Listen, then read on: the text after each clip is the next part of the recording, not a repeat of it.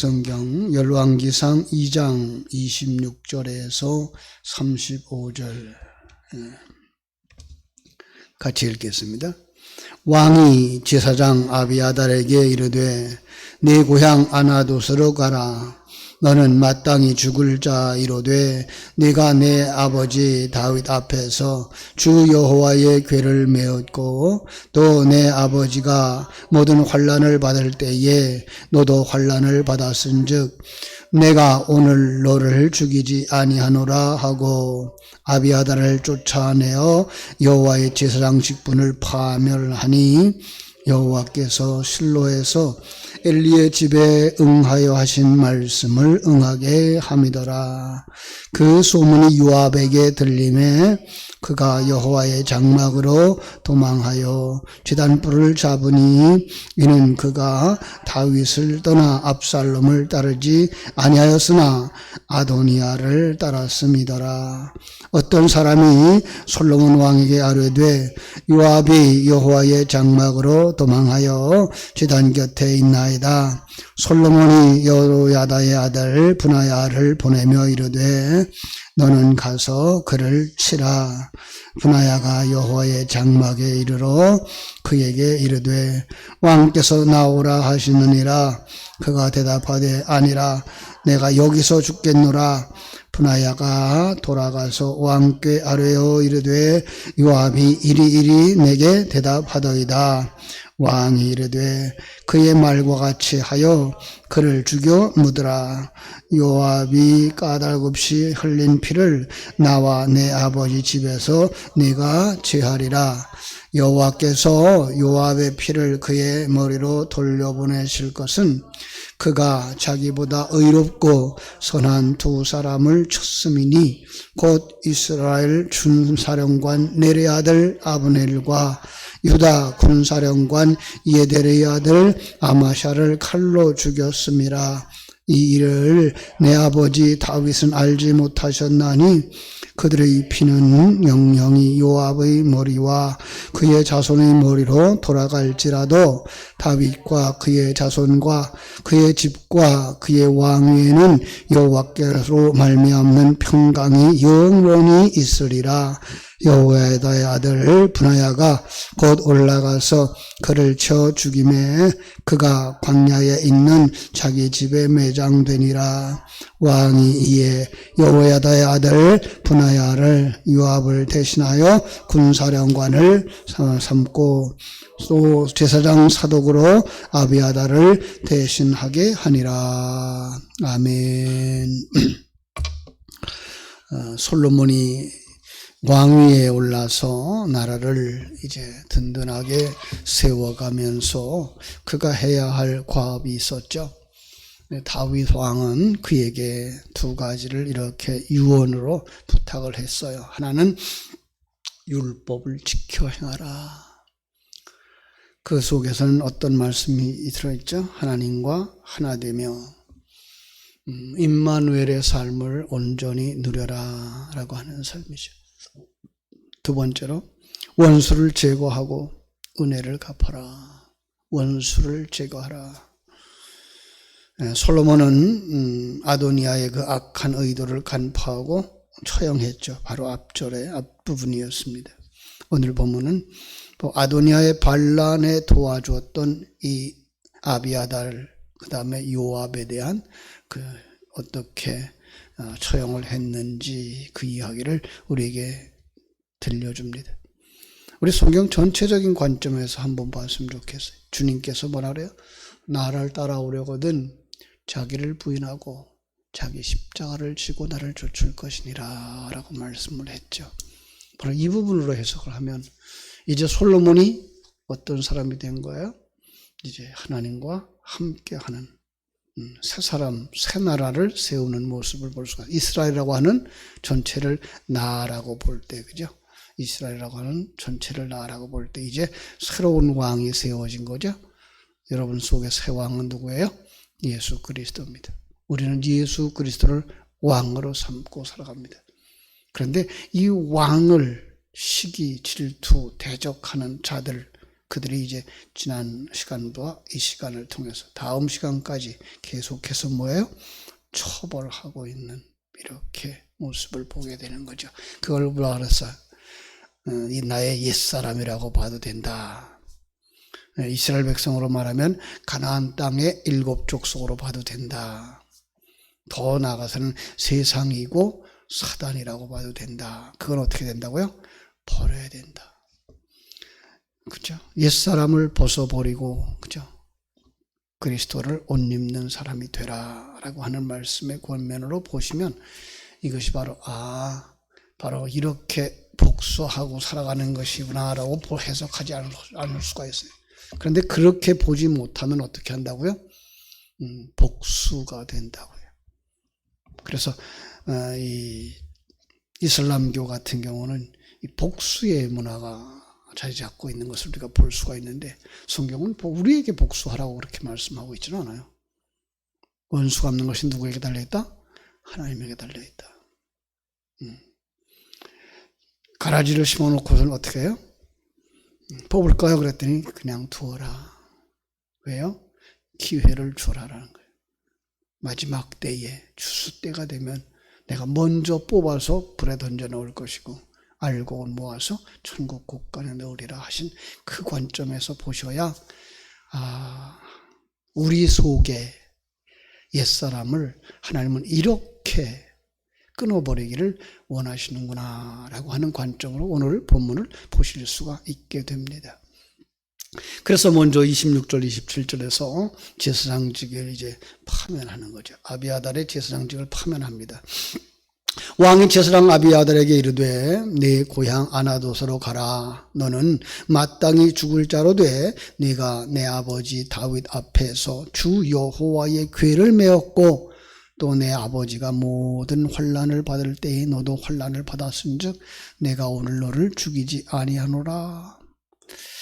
자, 아비아달 그동안 어떻게 살아왔다고요? 다윗 앞에서 여호와의 궤, 언약궤죠.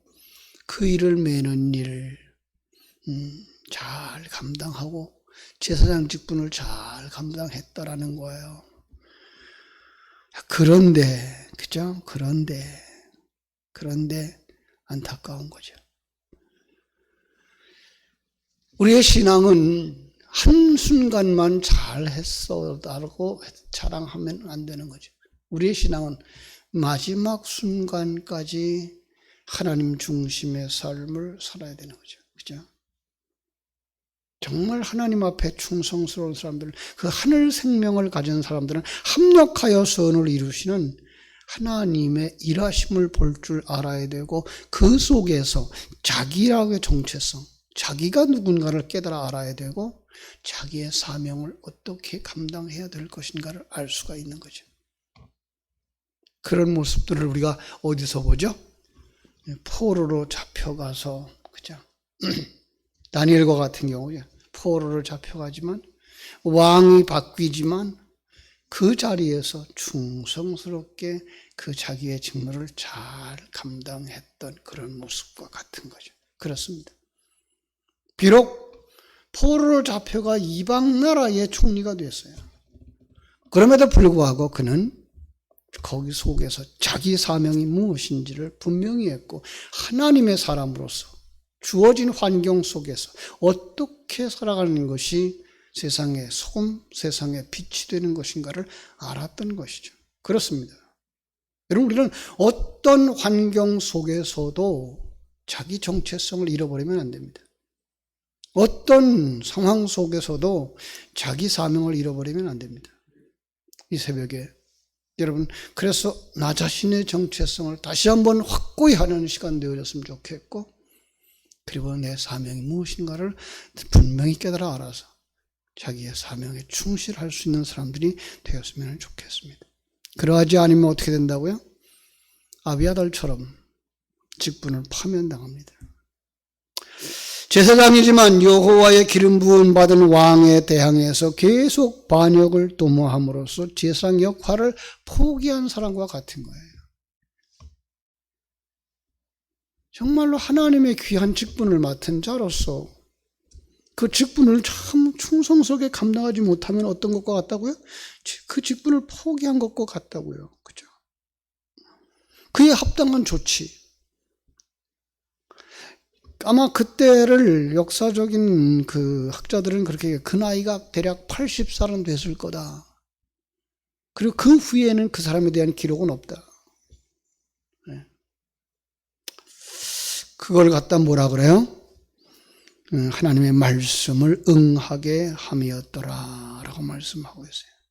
이 사무엘상 2장 27절에서 36절까지 말씀을 요약하면 죄악으로 말미암은 엘리 가문의 제사장직이 폐하여질 것이라고 얘기했는데 이 열왕기서 저자는 이 사건을 그 예언의 성취로 보고 있는 거죠. 그 엘리 계통의 제사장이 계속 이어져 내려왔는데 아비아달은 그 계통의 마지막 제사장이 된 거예요. 얼마나 참 안타깝습니까? 믿음의 그 계보를 쭉 이어가다 그에게서 끊어지는, 그죠?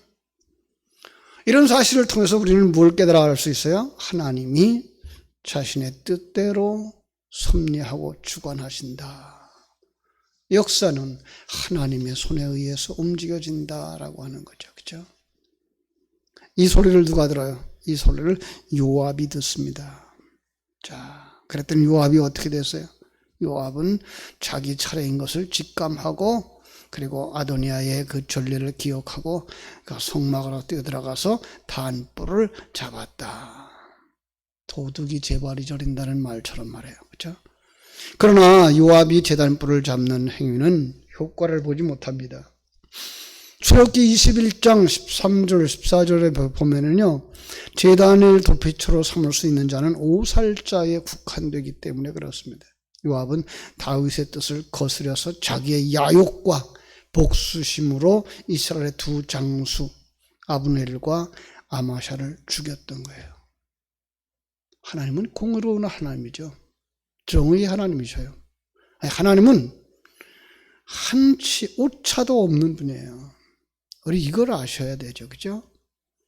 사람들처럼 눈에 보이지 않으면 괜찮았을 거야 라고 생각하는 게 아니라 하나님은 불꽃 같은 눈동자로 지켜보시는 하나님. 솔로몬이 29절에 보면 어떻게 말해요? 그를 처단하라. 그죠? 그를 치라. 그죠? 아도니아처럼 그렇게 처형하라고 말하는 것을 볼 수가 있습니다. 요압은 솔로몬이 감히 신성한 성소에서 자기를 죽이지 못할 것이라고 생각을 했을지 몰라요. 그런데 이 살인자는 성소의 보호 규정에 해당되지 않는다는 사실, 성소의 그 어떤 은총도 누릴 자격이 없다는 사실, 우리는 하나님의 그 판단 기준과 내 생각의 차이가 있다는 걸 아셔야 돼요. 우리는 줄곧 내 생각에는 이라는 생각들을 많이 하죠. 아니요, 우리는 더 정확하게 아버지의 뜻이 무엇입니까를 찾을 수 있는 사람이 되어야 돼요. 참 지금 우리 코로나19로 말미암아서 이 어려운 상황을 우리가 겪으면서 우리가 생각할 수 있는 건 뭘까요? 아버지의 뜻이 무엇일까? 하나님의 뜻이 무엇일까? 이 상황 속에서 나를 향하신 하나님의 뜻은 무엇일까? 나는 어떻게 이 상황을 잘 감당하면서 빛의 역할을 하고 다음 세대를 위한 교회의 기둥으로, 나라의 기둥으로 내 역할을 잘 감당할 수 있을까를 묵상하면서 자기 내실을 좀 기하는 그러한 시기가 되었으면 좋겠습니다. 왕이 이르되 그의 말과 같이 하여 그를 죽여 묻어라. 요압이 까닭 없이 흘린 피를 나와 내 아버지 집에서 네가 제하리라. 이제 솔로몬은 다윗 왕의 명을 받들어서 요압을 처형함으로써 마침내 무고히 피 흘리게 한 죄값을 속량받아 결국 피 흘린 죄를 자신의 집으로부터 제할 수 있었던 것입니다. 32절을 보면 여호와께서 요압의 피를 그의 머리로 돌려보내실 것은 그가 자기보다 의롭고 선한 두 사람을 쳤음이니, 하나님이 아셨다는 거예요. 하나님이 보셨다는 거예요. 그렇죠? 그러죠. 사람들은 보지 못할 수 있어요.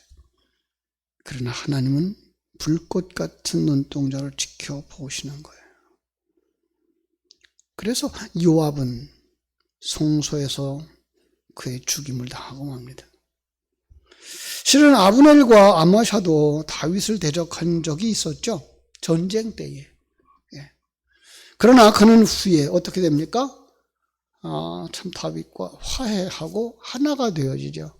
여기 진정한 회개의 모습이 있어요. 하나님은 우리에게 회개할 수 있는 기회를 주셔요. 그런데 회개하는 자들은 어떻게 돼요? 살아나는 거죠. 하나님과 하나 될 수 있는 거죠. 그러나 회개하지 않으면 어떻게 돼요? 끝까지 회개하지 않는 이 요압처럼 죽임을 당하고 마는 거예요. 심판을 당하고 저주를 당하고 마는 거죠.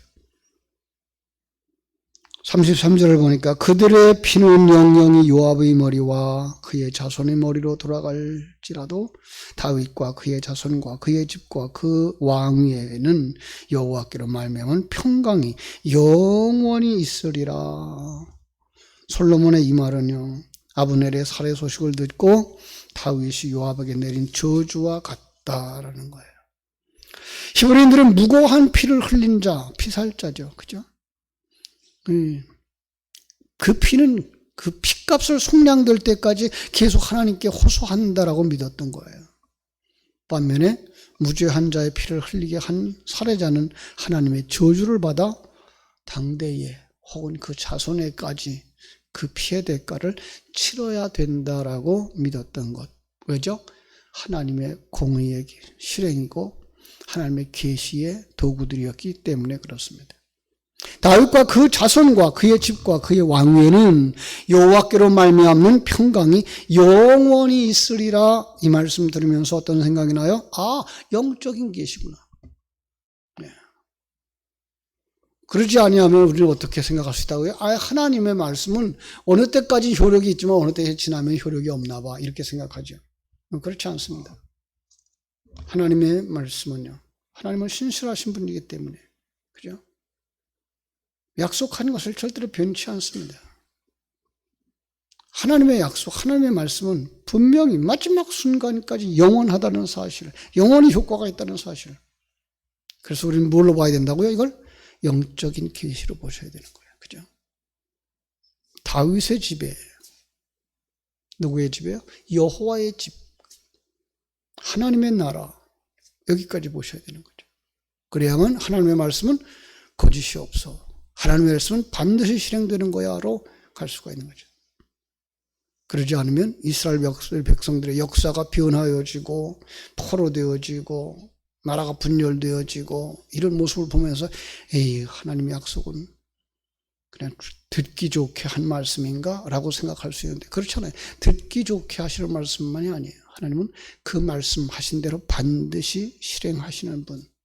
여러분, 이 믿음이 우리 속에 분명하게 있어야만 하나님의 말씀을 두려움고 떨리는 마음으로 지킬 수 있는 믿음이 생깁니다. 그죠? 브나야가 요압을 대신해서 이제 군는 사령관이 되고 사독이 아비아달을 대신해서 제사장 역할을 하게 됩니다. 이게 35절이죠. 왕이 이에 여호야다 아들 브나야를 요압을 대신해서 군사령관으로 삼고 또 제사장 사독으로 아비아달을 대신하게 하니라. 이제 솔로몬 왕국의 인물들이 새롭게 체제 개편되어진 모습들을 볼 수가 있는 것입니다. 브나야는 시위대장에서 군대 장관으로 영전되어지죠. 그죠? 그리고 사독은 명실상부한, 상부한 단독 제사장이 되어져요. 전에는 어땠다고요? 제사장이 둘이었다고 그랬죠. 그런데 이원화 체계에서 이제 사독 가문이 주도하는 일원 체계로 바뀌는 거예요. 언제까지요? 에스겔에 의해서 이제 인정되어지고 사독 계열의 대제사장은 대략 한 안디오쿠스에 의해서 짓밟혀서 그 당시 그 안디오쿠스가 메델라우스라고 하는 가게에 그 제사장을 세워줄 때까지 계속되어지는 것을 우리가 볼 수가 있습니다. 사랑하는 여러분, 하나님의 말씀은 반드시 실행되어지며 하나님의 공의는 반드시 실행되어진다는 사실을 깨달아 알고 그 하나님 앞에 두렵고 떨림으로 나 자신을 정결케 하고 주어진 삶의 환경 속에서 사명을 끝까지 감당하는 복된 성도들 되시기를 주님의 이름으로 축원합니다. 기도하겠습니다. 아버지 우리 하나님 크신 사랑과 은혜를 감사하고 감사합니다. 하나님의 공의, 하나님께서 원하시는 하나님의 나라 천국은 어떻게 유지되어져야 되고 세워져야 되는가를 오늘 솔로몬이 그 범죄했던 자들을 처형하는 모습 속에서 우리가 살펴봅니다. 성경 본문의 내용만 보면 그렇게 아름다운 모습은 아니었습니다.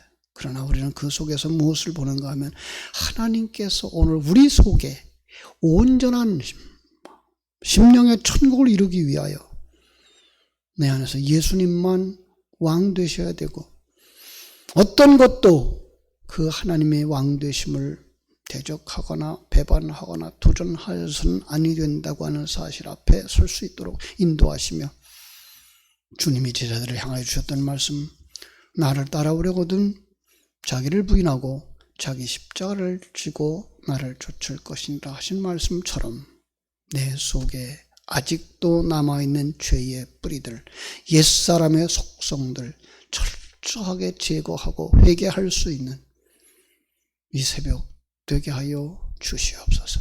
이 새벽에 기도하다가 성령의 기름 부음을 받고 돌아가게 해주시고 기도하다가 하나님의 응답 받고 돌아가는 새벽이 되도록 도우시며 또한 저녁에 이스라엘 다니엘 기도회에 우리 청년들과 함께 온 성도들이 같이 참여해서 하나님께 영광을 돌리는 아름답고 복된 기도회가 되도록 축복하여 주시옵소서. 오늘 하루의 삶도 주님께 부탁드립니다. 일마다 때마다 시간마다 오늘 귀한 말씀 생각나도록 도와주시옵소서. 예수님 거룩하신 이름으로 기도하옵나이다. 아멘.